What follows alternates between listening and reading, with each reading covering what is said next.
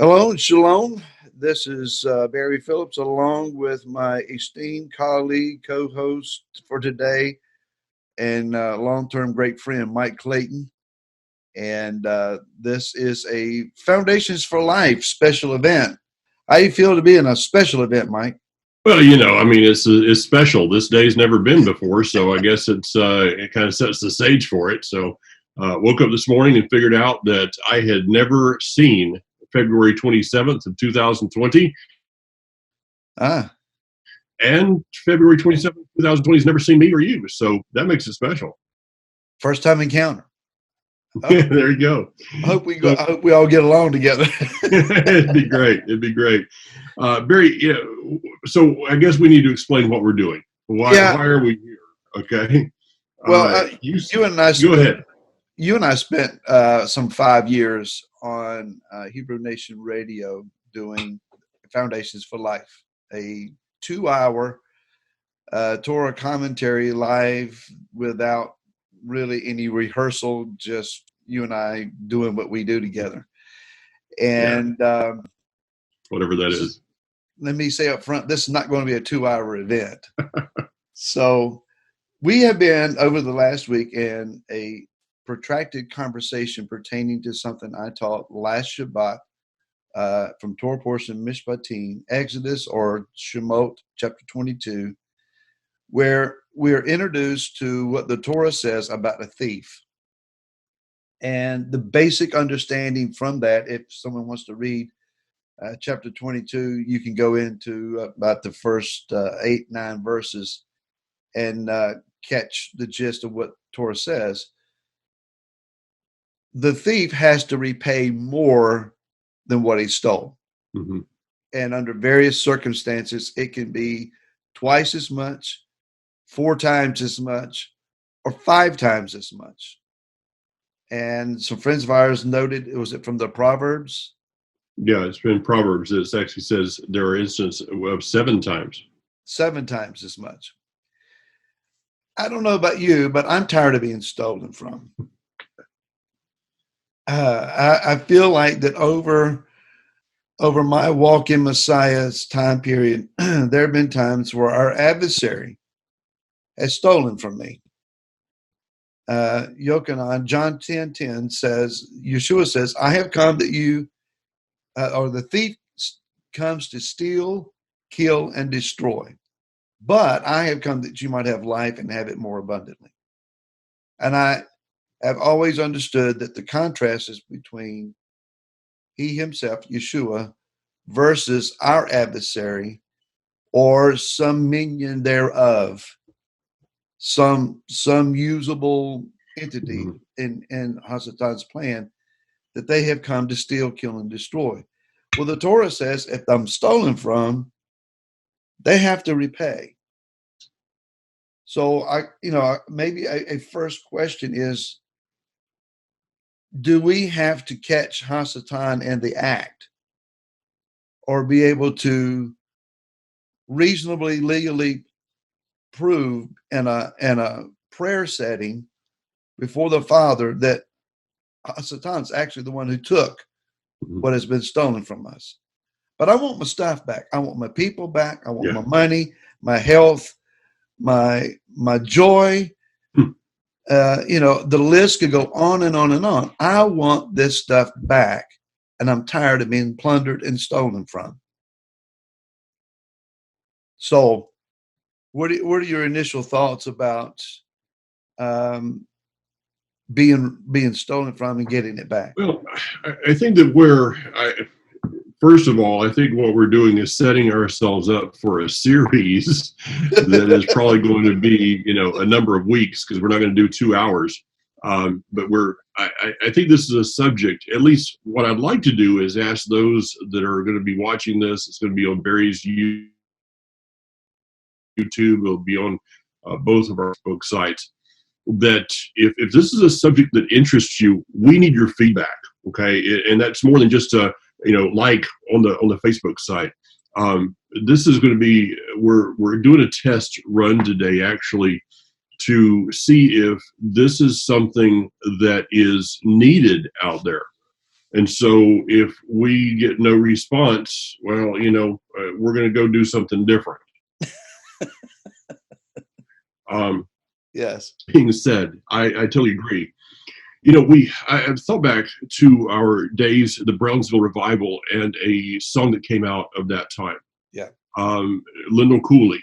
And it was one that people were shouting and screaming and everything. I went to the enemy's camp and took back what he stole from me.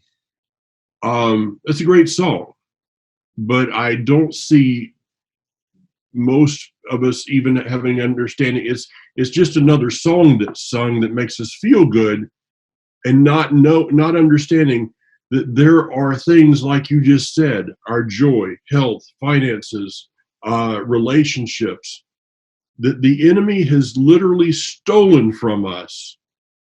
And we must figure out now in this this Torah concept, how is that we have a legal right to get those things back?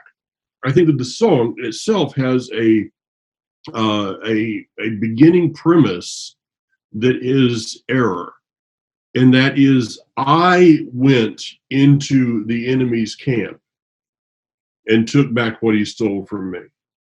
If we go to Jude, it says that the archangel did not even. How's the verse? I didn't look at it. He didn't dare to raise an accusation. Yeah, against Moshe. So we in ourselves, I think that the beginning of this is to first acknowledge, which we're doing right now, that there have been things in our lives that have been stolen from us. Because until you come to that place, it's like somebody breaks into your house and takes something, but it was something that was in the back of a drawer somewhere, in the back of a closet. You don't even know that he's got it. So you cannot acknowledge that you can't report something being stolen. So the first thing is to figure out that he has, and what are those things, and then to go to the Torah and this thing that I've been working through for a number of months, that there is a court of law in the heavenly realm in which I can come and plead my case, but Yeshua, the Messiah, is the mediator of that case. Mm-hmm.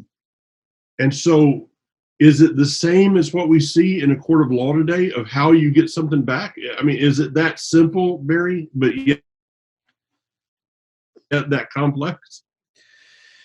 Well, I think one of the things we need to keep in mind, Mike, is that Yah's court is not the American legal system. Exactly. So, we have a legal system based on Greco-Roman understanding of justice. But that being said, two foundation stones that Yah has called for relationally between ourselves and him, and between ourselves, is tzedakah ve'mishpat. That is righteousness, that we are righteous toward him, that we're righteous toward one another. And mishpat is justice. Now, a wise person taught me many, many years ago when I was just a green pastor. Green as is inexperienced, not green as an environmentalist. To differentiate these days. It's amazing how terms have changed, isn't it? So I was an inexperienced rookie pastor, and someone taught me, do not pray for justice. You might get it. Mm.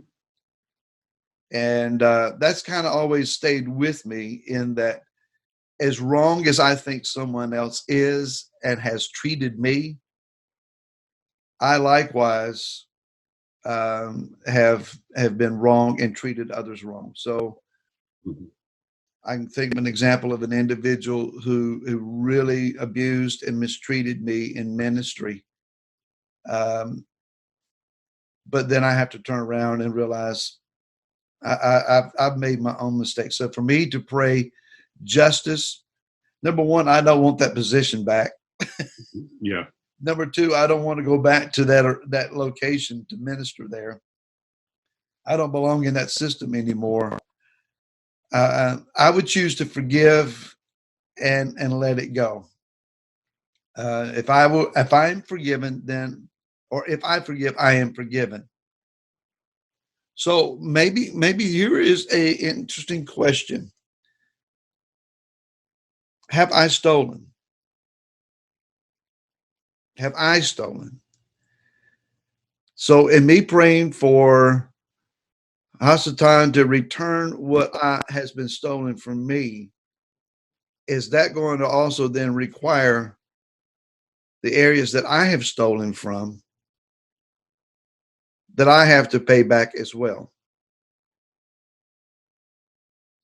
Okay, now you've muddied the water, and Well, of you see course, where I'm going. I mean, it's Yah's system is a level system. yeah. So I'm thinking, and what we do have is, though you said, and I agree that we're not in this Greco system. That's not the scripture.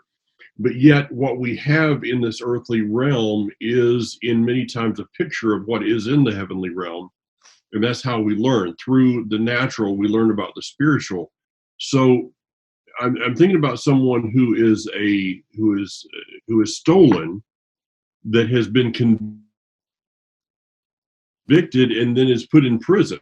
Now, America has the system that prisoners still have rights, but we're the only country, I think, that has that. Maybe some places of Europe. But if a person is convicted and put in prison, they give up their rights. Okay. So you cannot you can bring an accusation against someone else, but where are you going to take it to?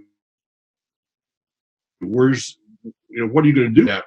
So maybe the first thing in this process is the consideration that the second part of the verse is very, very important, that I have come that they may have life, and life in abundance, or as David Stern translates it, life to its fullest measure. That I must be taken out of the prison before I can plead my case. Well, you just muddied the other side of the pond now. we do a good job at that. But yeah. Well, this, like you said, this may take a few episodes to try to figure this out, but that's.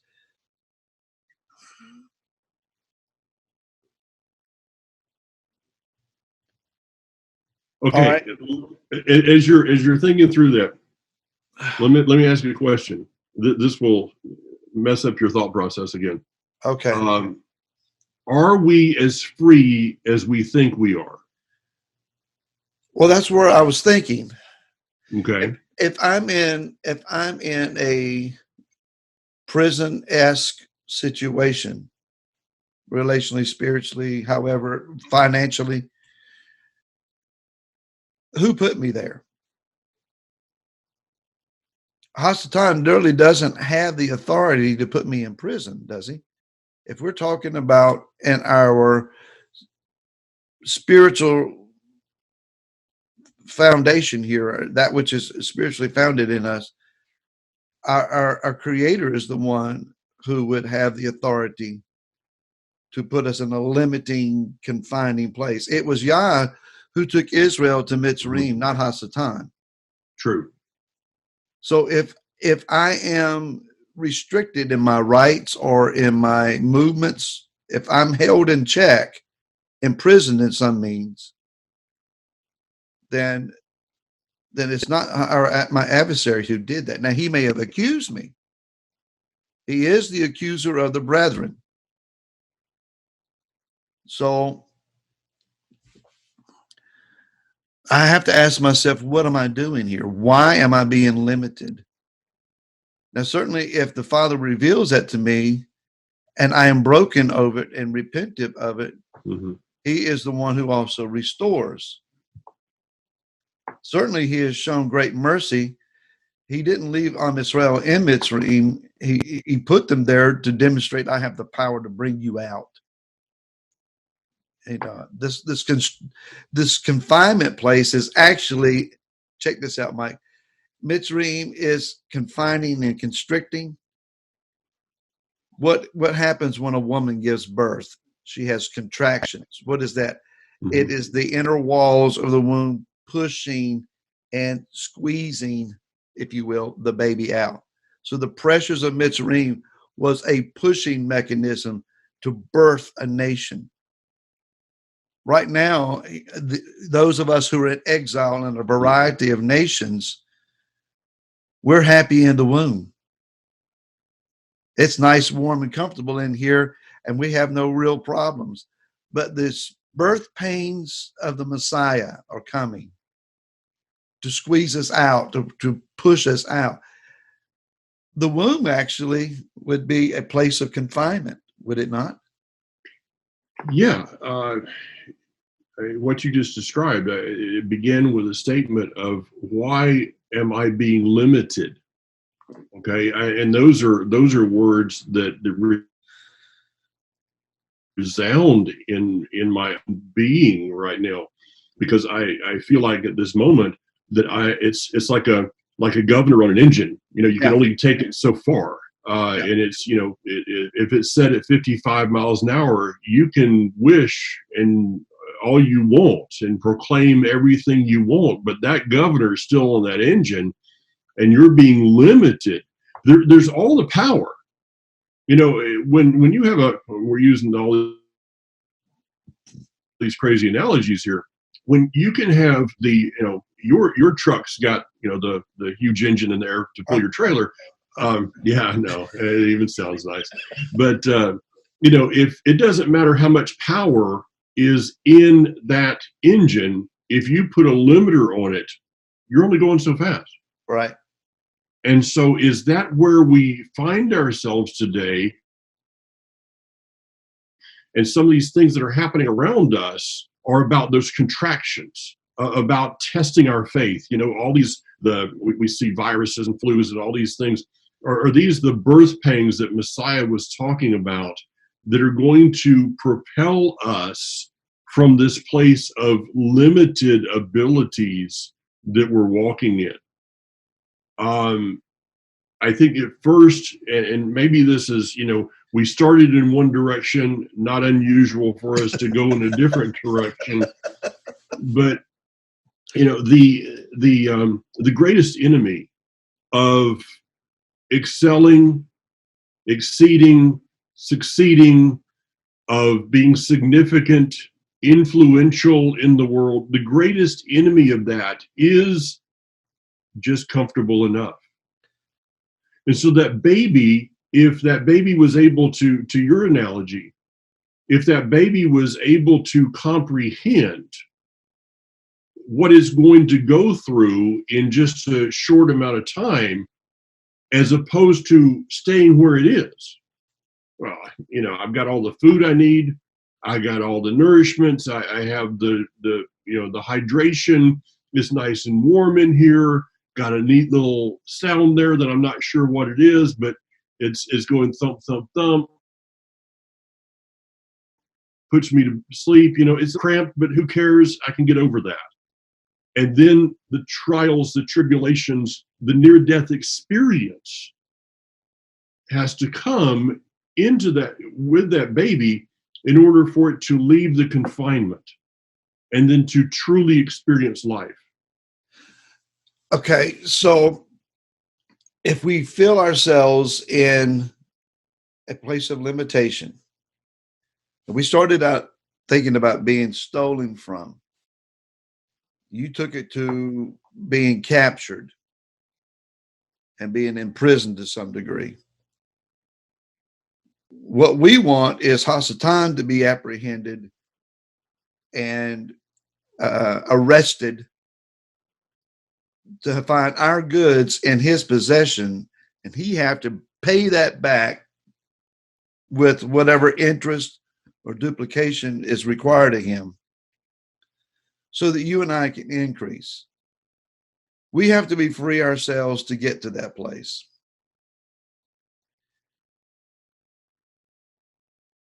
The baby being born enters into a phase of existence then where they become more and more accountable and increasingly responsible for who they are. We have to be willing to do that. So if my goods are returned to me, am I willing to be accountable and responsible for that which is restored? You see what I'm saying? If Yah bursts me from this place of limitation and I'm now free, my chains are gone, my mental capacities have been enlightened again, the depression is gone, the joy has been restored, life is good. Am I now going to walk in the power of that new life? That I'm walking in that abundance. We want that you have the life and life more abundantly. Mm-hmm. Am I willing to be accountable in that? Or am I just going to throw a celebration and sit back and take my ease? That's what am I going to do with my liberty? Oftentimes, one who has been incarcerated, their term being served, they get out only to find reason to get right back in. So if we're going to be free and if we're going to be restored and our goods returned to us, then we need to have a mindset that says, I already know, Father, what to do with that which is restored to me. And I have already given my heart to training to guard lest it be taken again. You know, I don't want this to be a cycle. I want this to be a deliverance into life, not a repeating cycle. Okay. So maybe when the first place to break this down is to consider that, when we say, go to the enemy's camp, take back what was stolen from us. Is it the tendency to come up with a list of things there? Okay, the joy, this. But yet, if some of those things were restored to us in our present state of confinement, we would not know what to do with those things. No. Would not be able to truly understand what we've been given. So is it that the thing that has been stolen is not the stuff, is the basic attitude toward life? A verse that we've talked about extensively. I teach on this a lot these days. Psalm 126, which literally reads, "When Hashem, Yahweh, turned to those who were turning to Zion, we became as those who dream." So is it the possibility that the first thing that that Hasatan desires to steal from us is our ability to believe that things can be better than what they are? Because if you don't believe that anything can be better, then it really doesn't matter what you have, because your attitude is somebody can give you a brand new car and the first thing you say is, well, I'll probably get in a wreck. Probably going to be a week and I'm going to run over something and get a flat tire. I'll never afford the gas for this thing. Yeah, I can't. Yeah. Somebody gives you a brand new Mercedes, and what is the statement? I mean, this is literally a statement I've heard. Well, them things are so expensive when they break. Okay, that's called stinking thinking, and it's an attitude. So is the problem that we're attempting to go around to get to is that we don't need to go yet to the court of the heavens and figure that one out of how do I get X, Y, Z, A, B, and whatever back. But it's, Father, would you help me to adjust my attitude so that when things are restored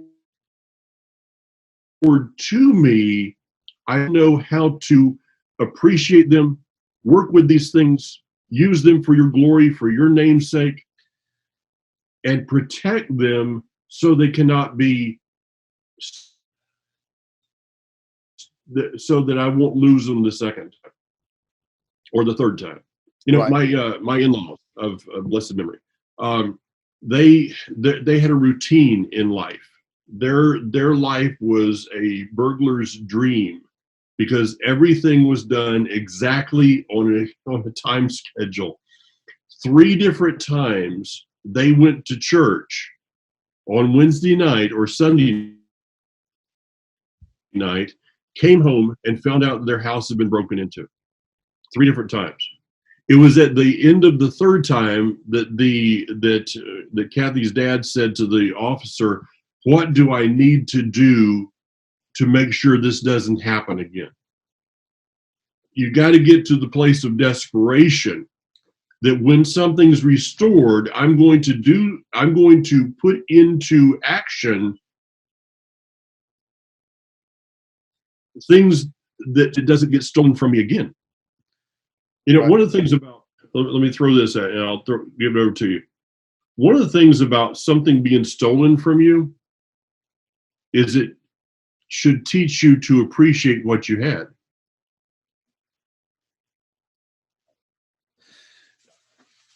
I think part of the initial process of this may respond in being mad, getting mad about being plundered, being stolen from. I've had someone to break in our home before. We are, all of my family, my daughters, their kids, husbands, everyone was here, and we all left en masse and went down to our Pesach celebration that we were having at that time. To come back home and find Laura's jewelry strewn out all over our bed. And what someone had done is threw all of her jewelry out to go through it and see what they deemed sellable and ran with it. And I thought that, her and the girls had been in there going through all of her stuff, trying to figure out which pieces to wear with whatever they were wearing that night. So at the first glance, I didn't think anything about it. And then I asked Laura, said, "Why did you just leave all your jewelry strewn out on the bed? Because that's not like her." She said, "I didn't do that." Hmm. And that's when we realized somebody's been in the house. Matter of fact, when we started talking among ourselves, we were realizing they were leaving the house as we were coming to the house. So they ran around the back side of the house and off down the side, ran down the driveway after we had gotten in. It was close call. But that feeling of violation made me mad, extremely angry. Running into prayer mad is rarely a fruitful venture. If you're going to go to court, you need to have your case lined out. You need to know what you're going to say and how you're going to say it. You need to have your evidence together. So I want to challenge someone: don't listen to this recording and get mad and just run into your prayer chamber and start demanding. It's time to make a list of what you know has been stolen from you. It's time to consider your ways. Know what it is that you need to pray. Pray strategically. I'm thinking that this curiosity, this prompting and probing by the Ruach that you and I have been going through the last week or so, maybe something's going to benefit the body and that we're going to see some restoration take place. And that's my heart. I want to see restoration. I want to see people who have lost and been plundered and been abused and been limited and confined find freedom and liberty, have things restored to them, and come to a place of powerful productivity in the kingdom. This is not about getting stuff back, quote unquote, and feeling rich, fat, sleek, and satisfied. It would almost be better that we stay in confinement if that's going to be the end result. because the Torah says that when that state happens, Yeshua, you forget me. Mm-hmm. At least in our time of trouble, we're crying out to him and we feel vitally connected. Sometimes a blessing can be a curse, if you know what I mean. Yeah. Yeah. So we promise not to go extremely lengthy on this. I would want to wrap up where we are right now in this process of scriptural investigation here. I think we need to discern what it is that has actually been stolen from us and that which we have given up. My sister Leanne asked me a real important and legitimate question. Have we been stolen from, or did we give it up like we were scammed out of something? So we played the fool in a lot of places where we failed to guard, we failed to be mindful, and we were not stolen from as much as we foolishly and with deception gave things away. You know, if a con artist comes to me and convinces me that something I possess is not really mine, that it belongs to them, and I just hand it over, I've been conned. Yeah. I really haven't been stolen from. I've been foolish and given away that which actually belonged to me. Mm-hmm.